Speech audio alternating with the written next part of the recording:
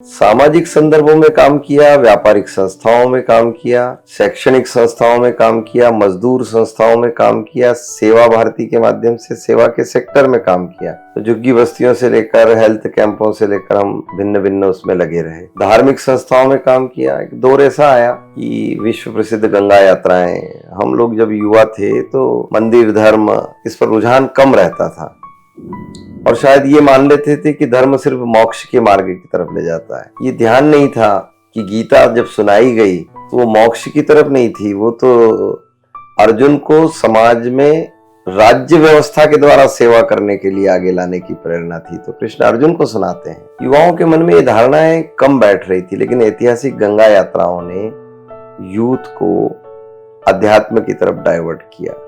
मैं उसमें भी जुड़ा था। आज हमारा जिद्द दिल हमें ले आया है मध्य प्रदेश के मंदसौर जिले में।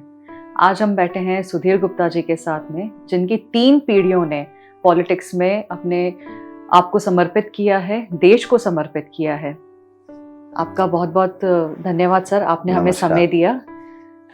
तो मैं लोगों से सवाल पूछती हूँ।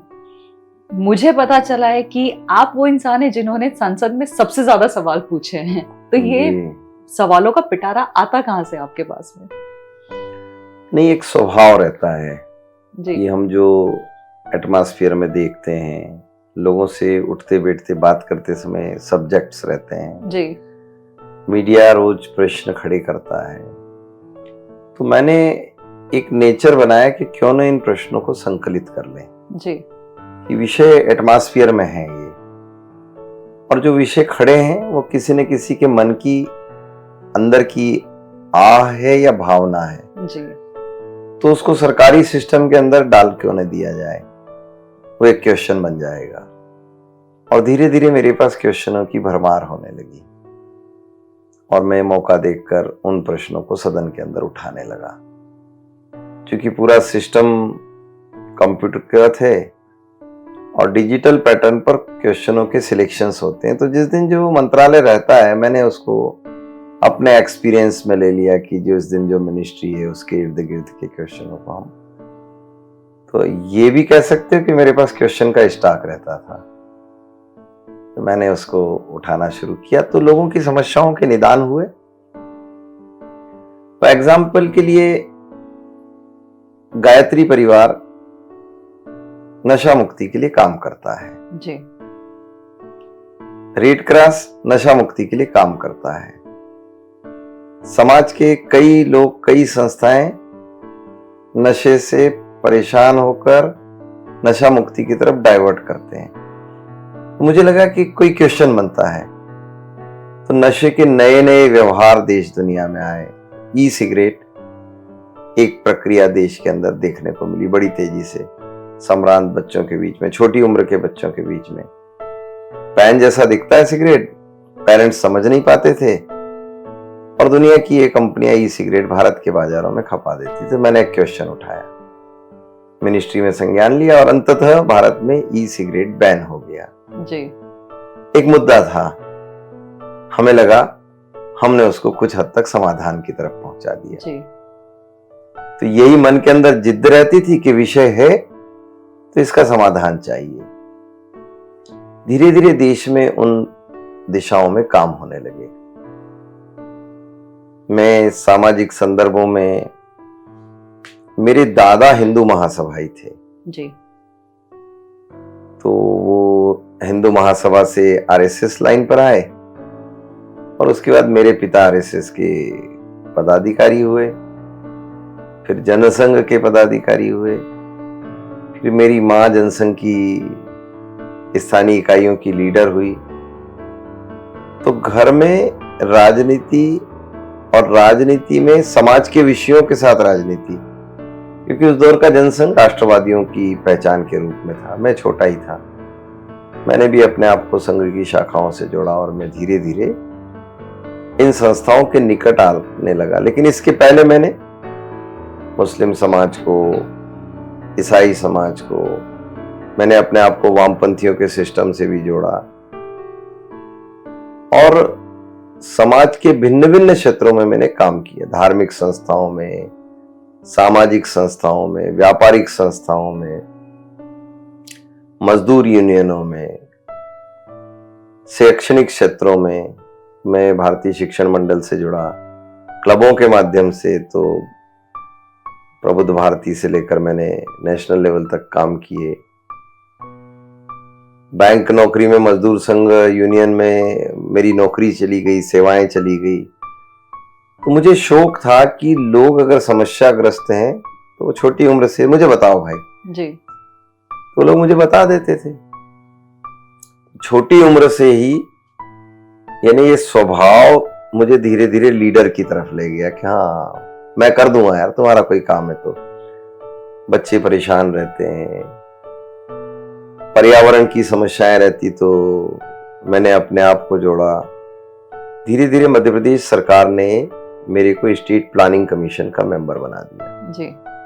मेरे पहले अन्ना हजारे और ये थे। तो हमारा ट्री प्लांटेशन पर ध्यान गया कि आजादी के बाद देश में प्लांटेशन अलग दिशा में चला गया है। एक तरफ हेल्थ सेक्टर की बातें करते हैं, बच्चे कुपोषित हो जाते हैं, एनीमिक हो जाते हैं, और दूसरी तरफ आप प्लांट ला रहे हो यूकेलिप्टिस, सूबबूल, जिस पर फल नहीं आते हैं। तो आप ही ने समस्याएं खड़ी कर दी। तो मुझे भारतीय प्रजातियों के वृक्षों से स्नेह होना शुरू हुआ। तो मैं जन अभियान परिषद का स्थानीय इकाई का उपाध्यक्ष हो गया। कलेक्टर हमारे सचिव हो गए। मैंने रेवा नदी गहरीकरण में रोल प्ले किया और शिवना नदी शुद्धिकरण और गहरीकरण अभियान में रुचि ली। स्थानीय कलेक्टर को पुरस्कार मिला, हम भी उत्साहित हुए। धीरे धीरे मध्य प्रदेश सरकार ने मेरे को स्टेट प्लानिंग कमीशन का मेंबर बना दिया जी। सोमपाल शास्त्री उसके उपाध्यक्ष थे, बाद में बाबूलाल जैन उसके उपाध्यक्ष। मैंने लंबे समय तक काम किया, सामाजिक संदर्भों में काम किया, व्यापारिक संस्थाओं में काम किया, शैक्षणिक संस्थाओं में काम किया, मजदूर संस्थाओं में काम किया, सेवा भारती के माध्यम से सेवा के सेक्टर में काम किया। तो झुग्गी बस्तियों से लेकर हेल्थ कैंपों से लेकर हम भिन्न भिन्न उसमें लगे रहे। धार्मिक संस्थाओं में काम किया। एक दौर ऐसा आया कि विश्व प्रसिद्ध गंगा यात्राएं, हम लोग जब युवा थे तो मंदिर धर्म इस पर रुझान कम रहता था, और शायद ये मान लेते थे कि धर्म सिर्फ मोक्ष के मार्ग की तरफ ले जाता है। ये ध्यान नहीं था कि गीता जब सुनाई गई तो वो मोक्ष की तरफ नहीं थी, वो तो अर्जुन को समाज में राज्य व्यवस्था के द्वारा सेवा करने के लिए आगे लाने की प्रेरणा थी। तो कृष्ण अर्जुन को सुनाते हैं। युवाओं के मन में ये धारणाएं कम बैठ रही थी, लेकिन ऐतिहासिक गंगा यात्राओं ने यूथ को अध्यात्म की तरफ डाइवर्ट किया। मैं उसमें भी जुड़ा था। फिर धीरे धीरे लगा कि हमारी समाज और हमारी सोसाइटी के साथ बड़ा अत्याचार हुआ है जी। हर तरफ जुल्म था। हम बहुईश्वरवादी लोग हैं और एकेश्वरवादियों के हम विरुद्ध कभी नहीं रहे, लेकिन हमें लगता था कि कुछ दुनिया के धर्म ऐसे हैं जो सिर्फ वही कहे वह मानो। ये हमारे सिद्धांत में, हमारे विचार में, भारत भूमि के अंदर था नहीं। हम तो सभी के विचारों को साथ लेकर चलने की कवायद करते रहे लाखों सालों से। हमने तो पूरे विश्व को भी परिवार ही माना है, वो दिशा दिया। और फिर हमारे जितने वर्क हैं, हम संतों को देखते थे तो मुझे महसूस हुआ कि नल और नील दो ऋषि, ये तो सिविल इंजीनियर है भैया। भगीरथ गंगा ले आए। अब गंगा लाने के पहले अगर सगर के 60,000 पुत्र, तो 60,000 तो इंजीनियर थे। वो गंगा उतार रहे थे, पैटर्न गलत था, बह गए। तो हमारी जो लड़ाई है, या जितने संत जंगलों की तरफ जाते हैं, वो तो टाइप ऑफ एजुकेशन के लिए थे। तो शिक्षा का कोई एक सोर्स लेकर चलते थे जो डिग्री का मोहताज नहीं था, उसको प्रैक्टिकल कराया जाता था। तो हमें तो लोगों ने कुछ अलग ही समझ लिया। हमारे संत कुंभ के मेले में अपने रिसर्च पेपर सबमिट करने आते थे, और जो रिसर्च ओके हो जाता वो वेद की सुक्तियां बन जाते थे। तो मुझे लगा कि कुछ तो गलत हो रहा है, दुनिया हमें गलत ही समझ रही है जी। तो क्यों ना हम ऐसे समूहों के साथ रहें जो सही दिशा में जाते हैं। तो मुझे राष्ट्रीय स्वयंसेवक संघ, विश्व हिंदू परिषद, गायत्री परिवार, प्रजापति ईश्वरी विश्वविद्यालय, राधा स्वामी सत्संग, सिख संगत, गुरुद्वारे, झूलेलाल के मंदिर, आठवले जी का आंदोलन, आर्य समाज के संकल्प, ये सब मुझे अच्छे लगने लगे और शहने शहने में इन सब संस्थाओं से जुड़ गया और कालांतर में मैं विश्व हिंदू परिषद ज्वाइन कर लिया। जी। मैं विश्व हिंदू परिषद के पदों पर रहा। राम जन्मभूमि के प्रसंग पर मैं जेलों में बंद रहा, इटावे की जेल में रहा, सरकार ने मुझे सेंट्रल जेल भेज दिया। हम लोग निकल गए वहां से। आंदोलन बड़ा व्यापक था, हमारे मन में प्रेरणाएं थी राष्ट्रवाद के प्रति, इसलिए हमारी प्रेरणाएं दृढ़ होती गई। जी। हमने कहा तो जुल्म है और आखिरकार हम राम जन्मभूमि आंदोलन में एक सहायक कार्यकर्ता की भूमिका में आ गए। धीरे धीरे वो भूमिकाएं मुझे राजनीतिक क्षेत्र में ले आई। एक राजनीतिक कार्यकर्ता के रूप में मुझे लगा कि जनता की सेवा करने का एक सशक्त माध्यम है और मैं राजनीतिक क्षेत्रों के माध्यम से सेवा करने लगा। बीजेपी ने मुझे 2014 में लोकसभा के प्रत्याशी के रूप में चुना। जनता ने अभूतपूर्व प्यार दिया। 19 में फिर मेरा चयन हुआ, पहले से ज्यादा प्यार मिला और फिर मेरा चयन अभी 24 में तीसरी बार सांसद प्रत्याशी के रूप में मैं जनता के बीच हूं। आप ही की बातों से 3-4 सवाल निकल कर आए हैं जिन पे मैं एक एक करके आती हूँ। सबसे पहले तो जैसे आपने बताया कि राम जन्मभूमि में आप जेल भी जाना पड़ा आपको, आप उस मूवमेंट का हिस्सा थे। वो पल जब पहली बार कोर्ट ने, सुप्रीम कोर्ट ने ये ऑर्डर दिया कि यहाँ पर राम जन्मभूमि में राम मंदिर बनेगा, वो पल आपके लिए कैसा रहा होगा? क्योंकि आप तो इस चीज का बहुत करीबी से उसका हिस्सा रहे हैं, तो वो पल आपको मौका मिला भी अयोध्या जाने का? नहीं, मैं गया हूँ जी। पहले गया हूँ, मंदिर निर्माण के बाद अभी मंदिर निर्माण के बाद की बात अभी नहीं गया हूँ। अभी तो मैं अपने लोगों के साथ जाऊंगा। जी जी जी। पर वो क्षण कैसा रहा होगा आपके लिए? नहीं, देखिए, जब ये मैसेज हमारे पास जिस सेकंड में आया जी, लगभग मैं धरती पर बैठ गया। मैंने कहा, है प्रभु, तुमने आखिरकार ये बता ही दिया कि सनातनी संघर्षों में से ही आगे आते हैं, क्योंकि हम तो अनुभव करते हैं बिल्कुल कि राम सत्ता के निकट जाने वाले थे मगर राम जंगल के राजा हो गए। बड़ी स्पष्टता थी कि अत्याचारी, पापाचारी, अनाचारी राक्षसों को समाप्त करना नियति ने सनातनियों के हवाले ही किया है। जी। हम कृष्ण के काल में देखते यही दृश्य था और दोनों में संकलन था। कृष्ण बाल गोपाल को अपने मित्र बनाते हैं, राम शबरी के आश्रम से लेकर केवट तक, हनुमान से लेकर सुग्रीव तक, जी, जटायु से लेकर सबको अपना मित्र बनाते चलते हैं। समाज को जोड़ना, संकलन करना, लंबे समय तक ताकत बनाना और उसके बाद जो अत्याचारी हैं, पापाचारी, उनको समाप्त करना।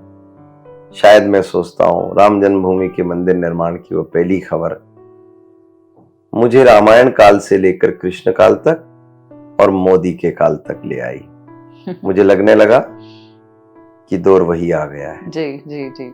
ईश्वर चयन करता है राम को, कृष्ण को। उन्हें लोग ईश्वर कहते हैं, मोदी जी सामान्य पुरुष के रूप में हमें नजर आते हैं, मगर काम तो वही है। बिल्कुल। और काम यही है कि पापाचार, अत्याचार, आतंकवाद, भ्रष्टाचार, उत्पीड़न, गरीबी उन्मूलन, ये सब मुझे राम जन्मभूमि के मंदिर निर्माण की पहली खबर से एहसास हुआ।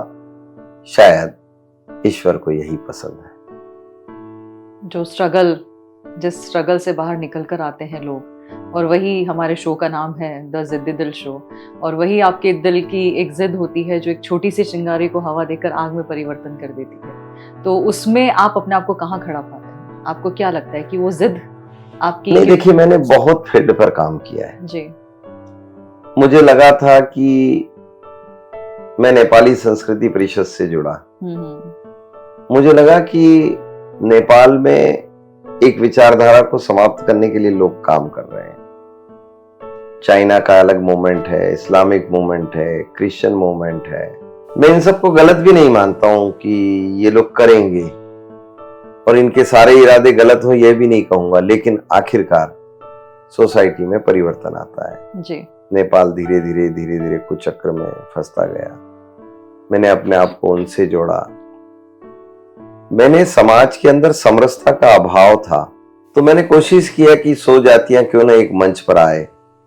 तो समरसता के माध्यम से आयोजन हमने करने प्रारंभ किए। हमने कोशिश किया कि सारे समाज एक स्थान पर आ जाएं, एक साथ भोजन कर लें, एक साथ तिलक लगा लें। तो हमें होली का दिन उचित लगा जी। हम जुड़ गए फाग महोत्सव के माध्यम से।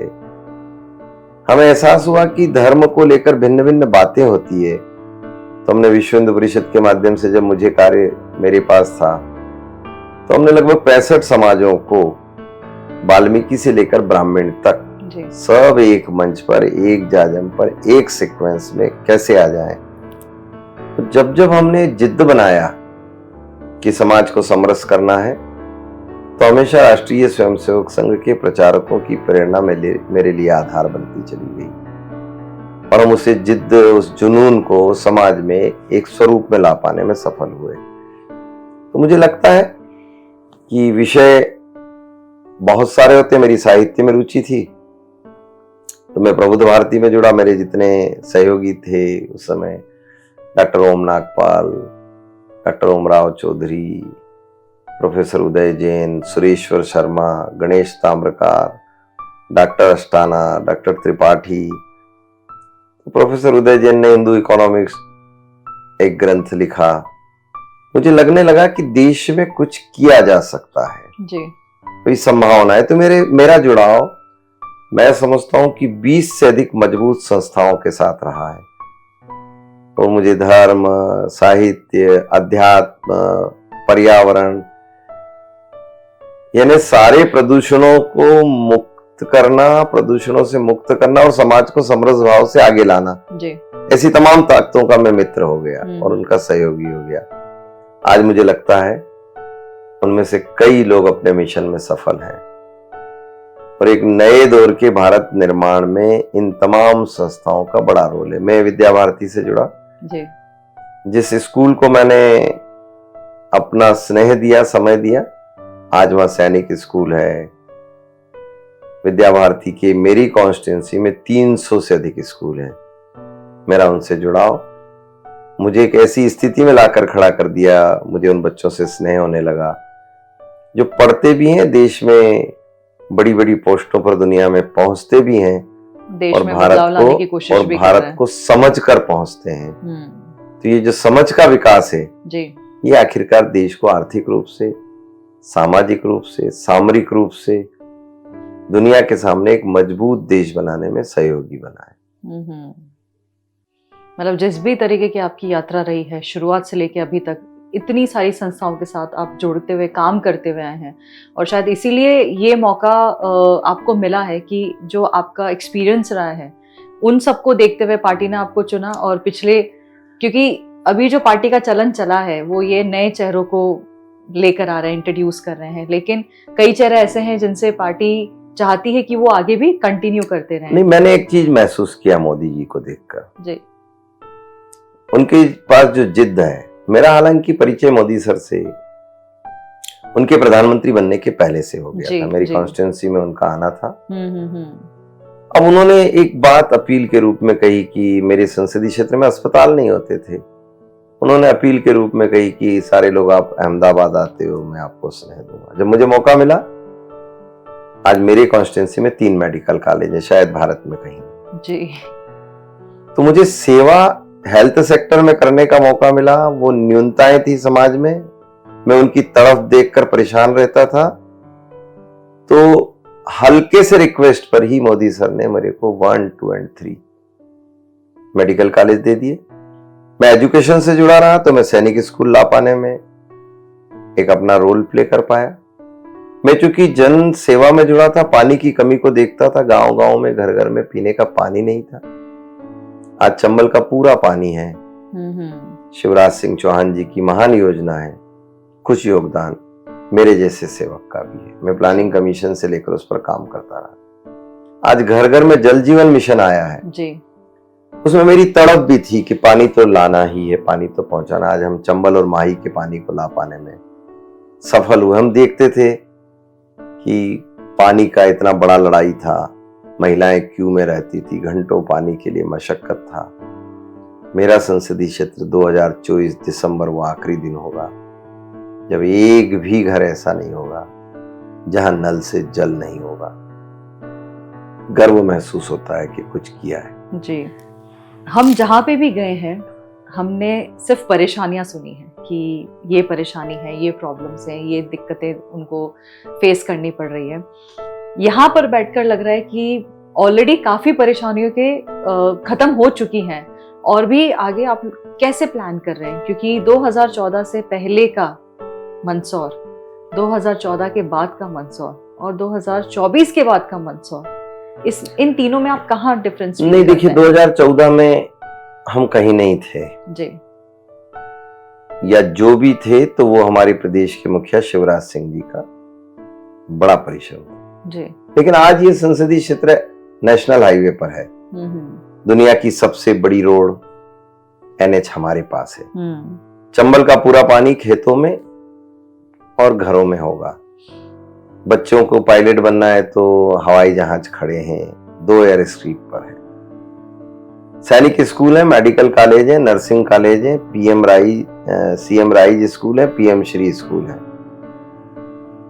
बायोटेक्नोलॉजी पार्क है, विद्युत उत्पादन का देश में सबसे बड़ा संस्थान है।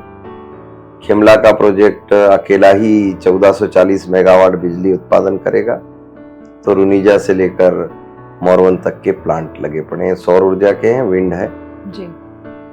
तो हमने इन क्षेत्रों में ये जो परिवर्तन देखा है, एजुकेशन से लेकर इंफ्रास्ट्रक्चर तक, इंडस्ट्रियलाइजेशन चालू हुआ है।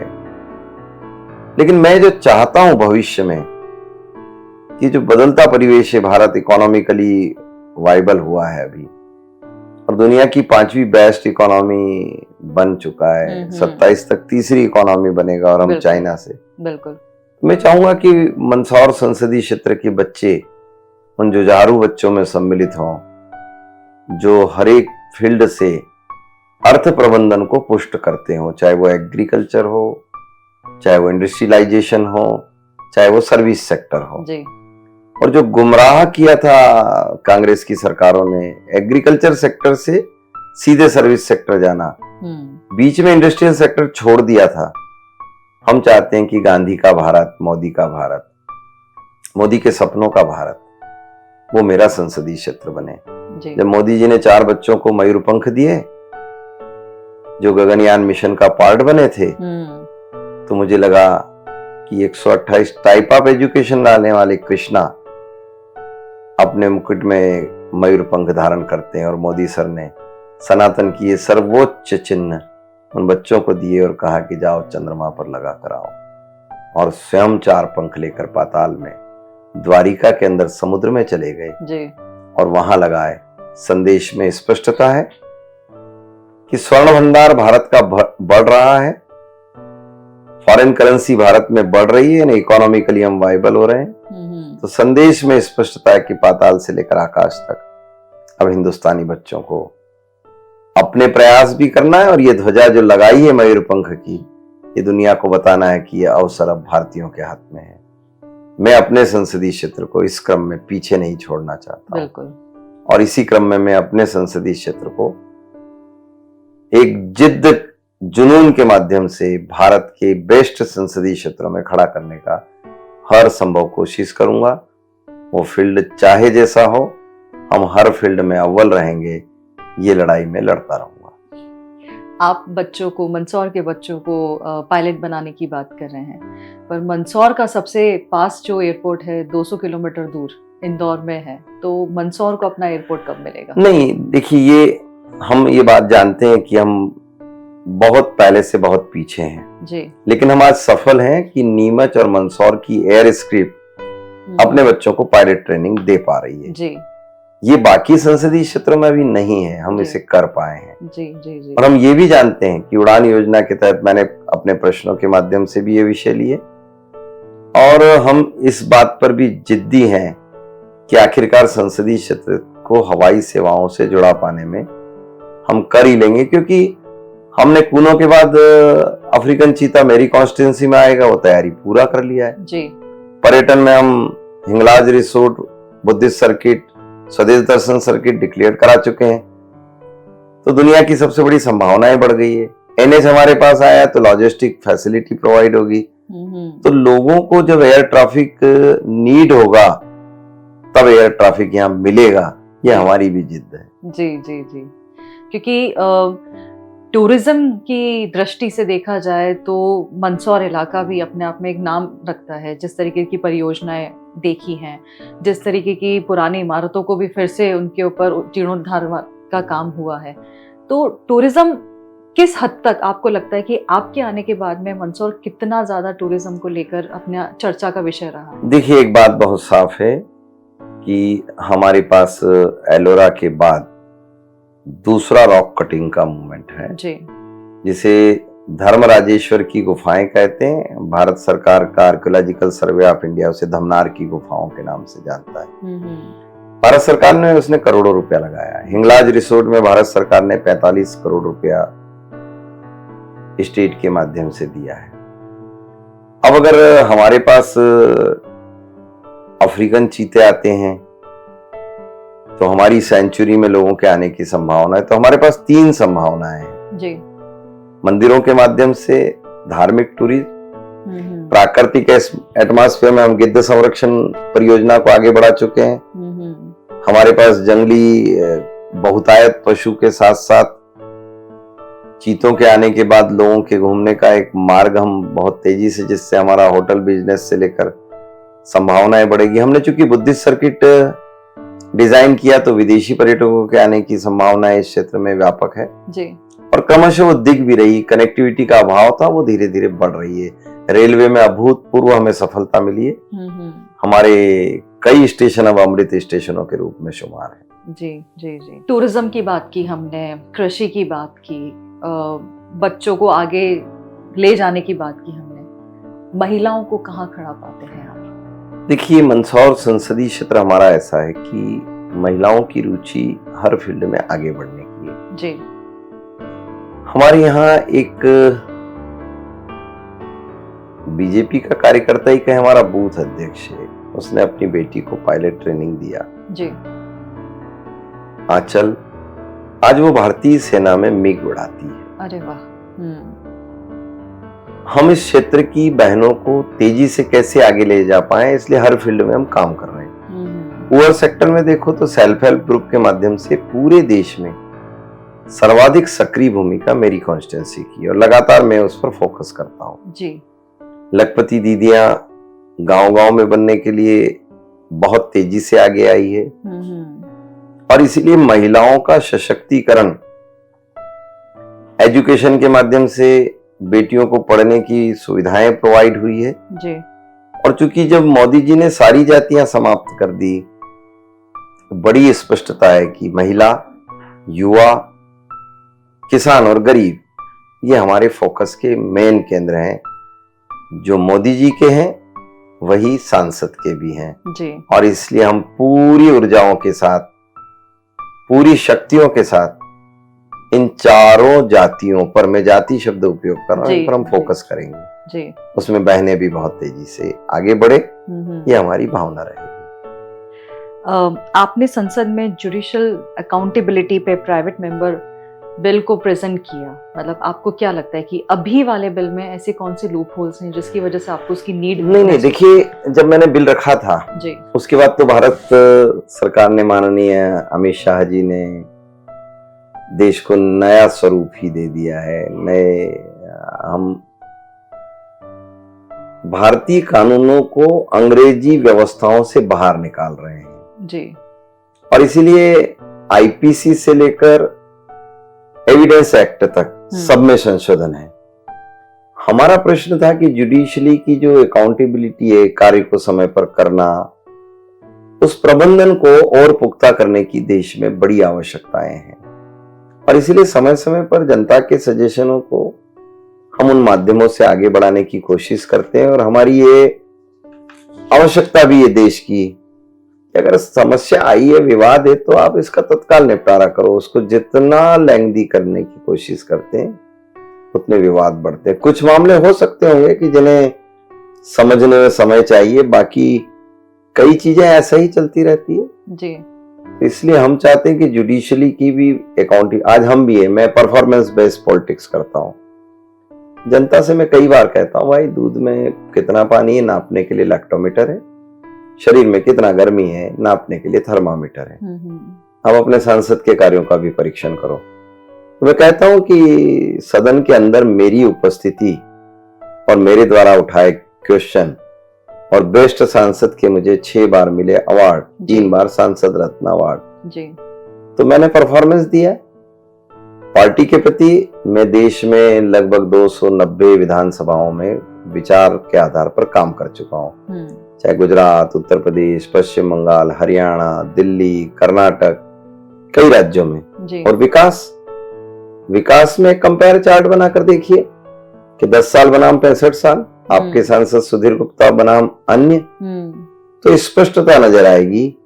ऐसा ही जुडिशली में भी होना चाहिए कि आपके पास आए लोग कितने समय में फैसला आप कर पा रहे हो, उसकी समय मर्यादाएं जी। उसकी परेशानियों को निपटाने के लिए आपकी अपनी जिद, तो जितना सरल करेंगे उतना विश्वसनीय होता है।